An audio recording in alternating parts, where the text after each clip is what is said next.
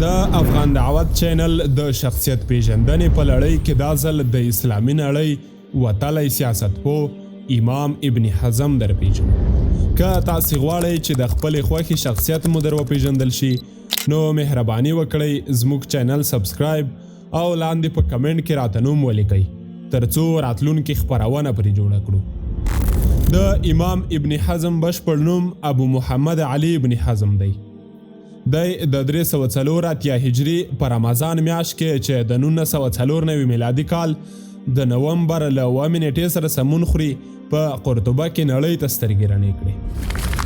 د امام ابن حزم د لیکنو او کتابونو شمیر څه باندې 400 ته رسیږي، خو مشهور او مهم یې پکې دا دي: طوق الحمامة في الألفة والألاف، رسالة في فضل الأندلس، نقط لعروس في تواريخ الخلفاء، جمحرة الأنصاب، كتاب الأحكام في أصول الأحكام، المحلى بالأثار في شرح المجلى بالاقتصار، كتاب الناسخ والمنسوخ.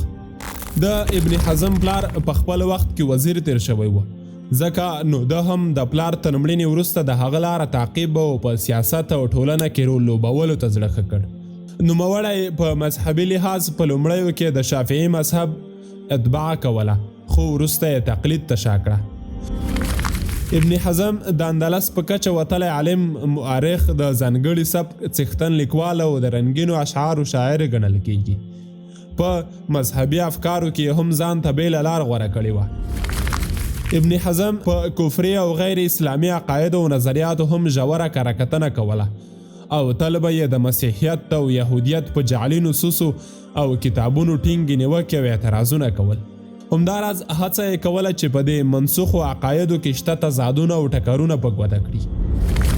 ده به ویل چې ګوندې له همدې لارې په مقدسو متنونو کې د تحریفاتو او لاسوهنو په اړه خلک پوه کړای شي.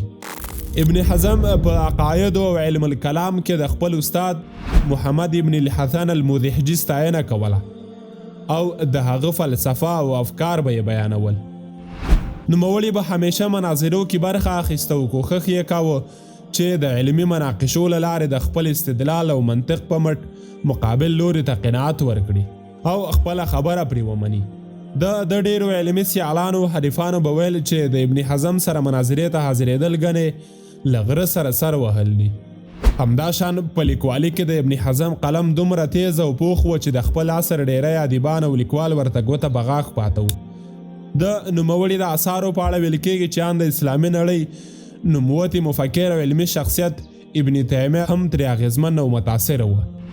وتلی سیاسي مفکر، لیکوال او عالم ابن حزم بالاخره د 455 هجري کال د شعبان په 28مه نیټه چې د 1040 میلادي کال د اګست د میاشتې له 15مې نیټې سره سمون خوري له دې نړۍ سترګې پټې کړې.